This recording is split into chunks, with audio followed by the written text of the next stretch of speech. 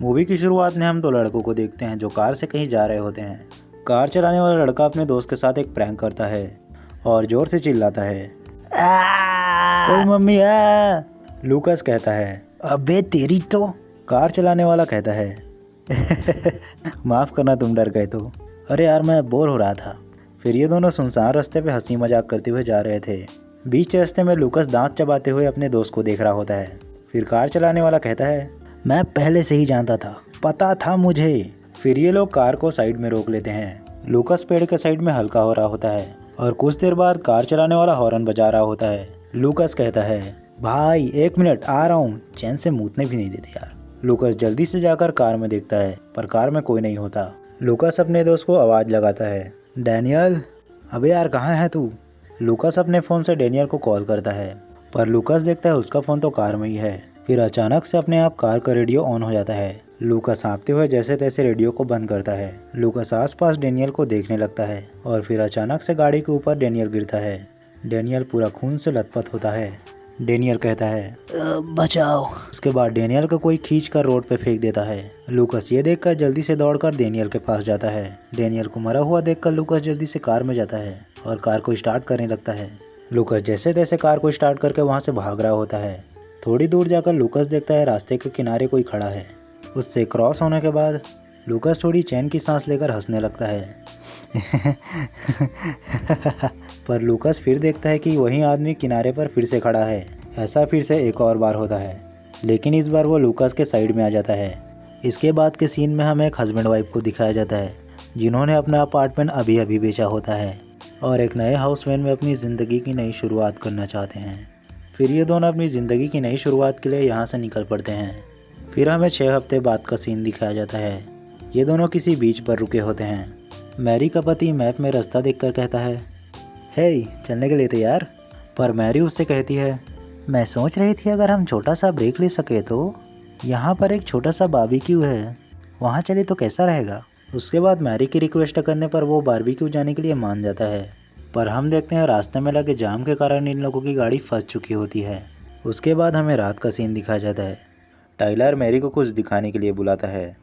Tyler एक ring निकालता है और मैरी से शादी के लिए पूछता है, लेकिन तभी बाहर से दरवाज़ा पीटने की आवाज़ आती है। ये दोनों बहुत ज़्यादा डर जाते हैं और जल्दी से जाकर खिड़की में झांक के देखते हैं और तभी अचानक से लाइट जलती है और कोई कहता है, नेबरहुड वॉच, रिहायशी इलाकों में कैंपिंग करना मना है, 60 सेकंड में निकलो वरना कॉप को बुलाता हूँ।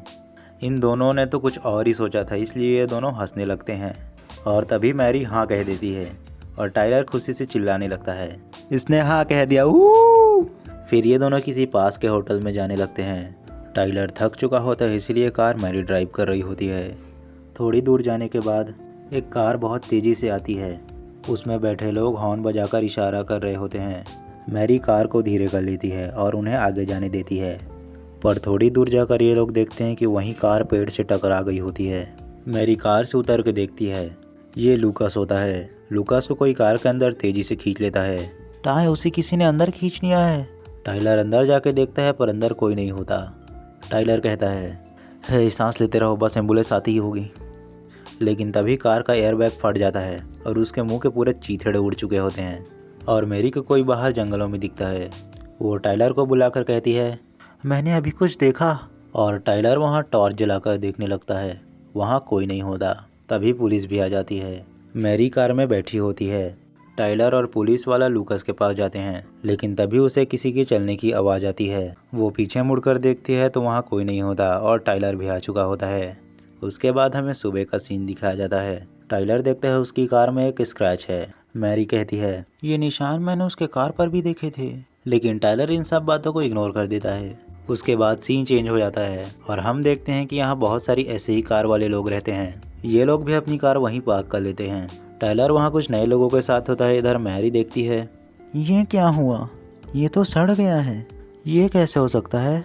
उसके बाद टाइलर किसी यूट्यूबर के साथ आता है, शायद उसके चैनल का नाम नाइट हब था।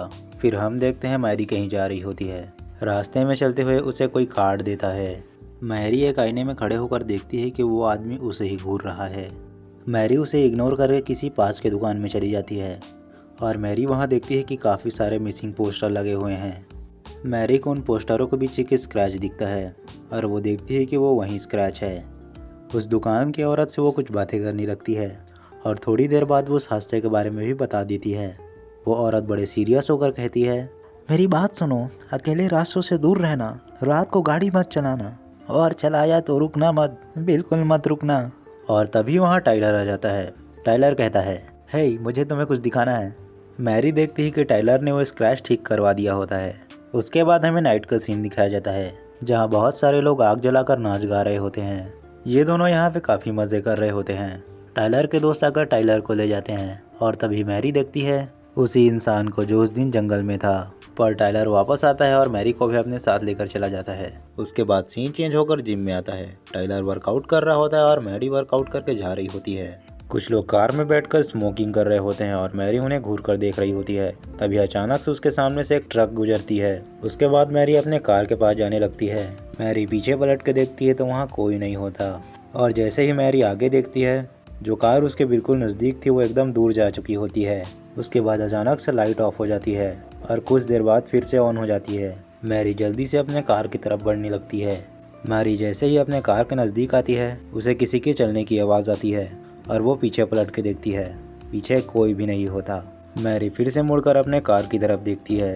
कार फिर से बहुत दूर जा चुकी थी। मैरी घबराकर जल्दी से अपने वैन की तरफ बढ़ती है। मैरी जल्दी से वैन में बैठती है और अपना डैश कैमरा चेक करने लगती है। उसे वहाँ कोई भी नज़र नहीं आता। उसे राहत की सांस आती है, लेकिन तभी उसके फ़ोन में एक मैसेज आता है।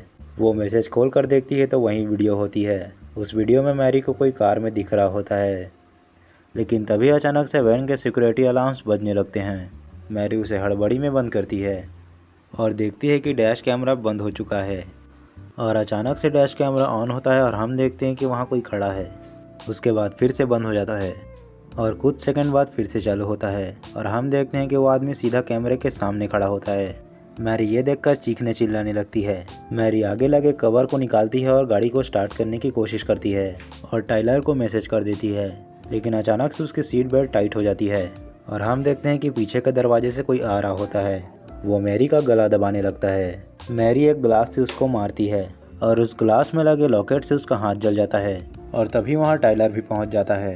टाइलर वैन में चेक करने जाता है पर वहाँ कोई नहीं होता। मैरी कहती है, पर वहाँ कोई था, उसने मेरा गला दबाया था। मैरी उस वीडियो को भी दिखाती है पर उसमें भी कुछ नहीं निकलता।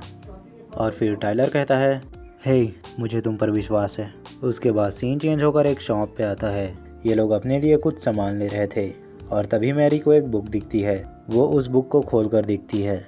उसमें काफ़ी सारे वार्निंग साइन के बारे में बताया गया होता है। उसके बाद ये दोनों शॉप से बाहर आ जाते हैं और देखते हैं कि वहीं स्क्रैच इनके वैन पे फिर से आ गया है। उसके बाद हमें रात का सीन दिखाया जाता है। हम देखते हैं मैरी उसी बुक को पढ़ रही होती है और उनके बारे में ऑनलाइन रिसर्च कर रही होती है और वो देखती है कि वहाँ डोंट स्टॉप का साइन लगा है। और तभी टाइलर आ जाता है। टाइलर कहता है, हे तुम्हें कुछ दिखाना है। टाइलर ने वैन के बाहर एक मूवी थिएटर जैसा बना दिया होता है। फिर ये दोनों बैठकर मूवी देखने लगते हैं। फिर इन दोनों के बीच में इमोशनल बातें होने लगती है। टाइलर कहता है, तुम्हें क्या हो गया है और आज तुमने अपनी अंगूठी भी नहीं पहनी है। मैरी कहती है, मैं आगे नहीं बढ़ाना चाहती। टाइलर मैरी की बातों को समझ नहीं पाता। टाइलर कहता है, ठीक है मैं इस वैन को भेज दूंगा और वापस ब्रुकलिन जाकर रहेंगे। टाइलर इस बात को समझ नहीं पाता, लेकिन हम लोग इस बात को अच्छी तरीके से समझ चुके हैं। उसके बाद स्पीकर से अजीब आवाज़ें आने लगती है। टाइलर स्पीकर को बंद कर देता है, लेकिन तभी लाइट भी चली जाती है। फिर ये लोग देखते हैं कि पर्दे के पीछे कोई खड़ा है। टाइलर जैसे जैसे आगे बढ़ रहा था वो भी वैसे वैसे आगे बढ़ रहा था। फिर टाइलर उस पर्दे को खींच देता है पर वहाँ कोई भी नहीं होता। और तभी किसी के दौड़ने की आवाज़ आती है। वो गोल गोल घूम रहा होता है। वो हमला करता उससे पहले ये दोनों वैन के अंदर आ जाते हैं। उसके बाद वो वैन के ऊपर चढ़ जाता है और वैन को हिलाने लगता है। फिर वो अचानक से रुक जाता है। उसके बाद टाइलर चाबी ढूंढने लगता है पर वैन की चाबी बाहर होती है, इसलिए टाइलर अब वैन के बाहर जाता है। टाइलर वैन की चाबी को इधर उधर ढूंढने लगता है। तभी उन चाबियों की खनखनाहट की आवाज़ आती है। टाइलर देखता है वो चाबियाँ एक पेड़ के टहनी पे लटकी है। टाइलर जैसे ही चाबियों को पकड़ता है वो क्रिएचर अचानक से आके हमला कर देता है और फिर गायब हो जाता है। टाइलर जैसे तैसे गाड़ी स्टार्ट करता है और वहाँ से निकल लेता है। टाइलर कहता है, आखिर ये सब हो क्या रहा है, यही दिखाई दे रहा था तुम्हें। उसके बाद ये दोनों एक रेस्टोरेंट में बैठते हैं और मैरी उसे वही बुक दिखाती है और सब कुछ बताने लगती है। उसके बाद टाइलर कहता है, उसने वैन पर मार्क किया है ना, तो हम वैन जला देंगे। पर मैरी कहती है, इससे कुछ नहीं होगा, जहाँ तक मैंने पढ़ा है उसका निशाना वो वैन नहीं है। फिर मैरी को याद आता है उस औरत के बारे में और ये दोनों प्लान बनाते हैं कि हम उस औरत के पास चलेंगे। ये दोनों सुबह का इंतजार करते हैं और निकल पड़ते हैं। जाते जाते इन लोगों को शाम हो जाती है और इनकी गाड़ी का टायर फट जाता है। टाइलर जल्दी से नीचे उतरकर गाड़ी का टायर ठीक करने लगता है। टाइलर ने गाड़ी का टायर निकाल लिया होता है, लेकिन वो देखता है कि बोल्ट्स वहाँ मौजूद ही नहीं है। टाइलर गाड़ी के नीचे टॉर्च मारकर देखता है, सारे बोल्ट्स वहीं गाड़ी के नीचे थे। टाइलर बोल्ट्स निकालने के लिए गाड़ी के नीचे चला जाता है, लेकिन हम देखते हैं कि कोई जैक का स्क्रू धीरे धीरे ढीला कर रहा होता है। तभी एक हाथ आता है और मैरी को पकड़ के ले जाता है। टाइलर ये आवाज़ सुनकर निकलने की कोशिश करता है, लेकिन उसका लेग पीस क्रश हो जाता है और इधर मैरी एक अनजान जगह पे उठती है और तभी वहाँ टाइलर आ जाता है। पर हम देखते हैं टाइलर नहीं अपना हैवान निकला यार। इस हैवान ने अपनी ताकतों से मैरी को रोड में अटका दिया होता है और असली टाइलर बहुत स्पीड से आ रहा होता है। वो मैरी को देखता है और ब्रेक लगाता है, जिससे मैरी का मिरिंडा बनने से बच जाता है। उसके बाद ये दोनों उस जगह पे पहुंच जाते हैं, लेकिन वो बुढ़िया उन्हें देखते ही कह देती है, तुम लोग यहाँ क्या कर रहे हो, निकल जाओ यहाँ से। फिर यहाँ जितने भी लोग थे सब वैन के अंदर चले जाते हैं और ये बुढ़िया भी अपना सामान पैक कर ही रही होती है। तभी मैरी कहती है, मैंने उस शैतान को चोट पहुँचाई। हैं क्या क्या तुमने? हाँ अब तो वो तेरी माँ। मजाक कर रहा हूँ गाइस। फिर उसके बाद ये बुढ़िया उन्हें क्रिस्टोफर नन के चर्च के बारे में बताती है। ये दोनों निकल ही रहे होते हैं, तभी शैतान आता है और इसकी गर्दन डेयरी मिल्क की तरह चटका देता है और सच में गाइस चॉकलेट भी निकल रहा होता है। फिर ये दोनों अपना काम बनता और भाड़ में जय जनता बोल के निकल जाते हैं। एक जगह रुक कर ये थोड़ा दुख तो मनाते हैं, मगर जल्दी से जाकर एक दुकान में चले जाते हैं। वो दोनों उस दुकान के सारे क्रिस्टोफर लॉकेट खरीद लेते हैं। हाँ दोस्तों, फिर वही बात, अपनी जान पहले है भाई। उसके बाद हमें सुबह का सीन दिखाया जाता है। ये दोनों क्रिस्टोफर मंदिर को ढूंढ रहे होते हैं। तभी इन दोनों के साथ कुछ ऐसा होता है कि इनकी आंखें सीधा रात में खुलती है। ऐसा होने की वजह से वो लोग डिसाइड करते हैं कि वापस टाउन में चलेंगे, पर इनकी गाड़ी का तेल बहुत जल्दी ख़त्म हो रहा था, जैसा साला मेरे साथ भी होता है। जाते वक्त इन्हें रास्ते पे एक साइन दिखता है और पता नहीं इस औरत के घुटने में क्या खुजली मस्ती है कि अपनी गाड़ी वहाँ काट लेती है। और ये देखकर टाइलर कहता है, पर यहाँ सड़क नहीं है बेबी। पर मैरी नहीं मानती और ऐसे निशान का पीछा करते करते वो लोग एक जगह पे पहुँच जाते हैं जहाँ बहुत सारे लाश कफन में लिपटे हुए होते हैं। ये देखकर टाइलर समझ जाता है कि ये सब वो हमें रोकने के लिए कर रहा है। उसके बाद ये दोनों लाशों के ऊपर से खचाक खींची करते हुए जा रहे होते हैं, पर तभी पीछे का दरवाज़ा खुलता है और सारे क्रिस्टोफर चेन बाहर चले जाते हैं। टाइलर दरवाज़ा बंद करने जाता है, पर उसके पीछे शैतान आ जाता है और शैतान टाइलर को बास्केटबॉल की तरह ऊपर से नीचे टपका रहा होता है। टाइलर को बेहोश करने के बाद शैतान मैरी की तरफ बढ़ रहा होता है, लेकिन मैरी गाड़ी को ज़ोर से भगाती है और ब्रेक मार देती है, जिससे शैतान सीधा कांच तोड़कर बाहर गिरता है। और उसके बाद मैरी उस पर गाड़ी चढ़ा देती है और उसे घसीटते हुए सीधा मंदिर के अंदर ले जाकर ठोंक देती है, जिससे क्रिस्टोफर नन की मूर्ति थोड़ी टेढ़ी हो जाती है और उसका डंडा एकदम सीधा हो जाता है। और मैरी फिर से स्पीड बढ़ाती है और उस डंडे को सीधा उस शैतान के मेरा मतलब सीने के आर पार कर देती है और उसके बाद शैतान जलकर मर जाता है। शैतान की मौत के साथ ये स्टोरी यहीं पे ख़त्म हो जाती है। अरे रुको, कहाँ जा रहे हो? लाइक शेयर करके जाना, वरना तुम्हारे घर पे भूत भेज दूंगा।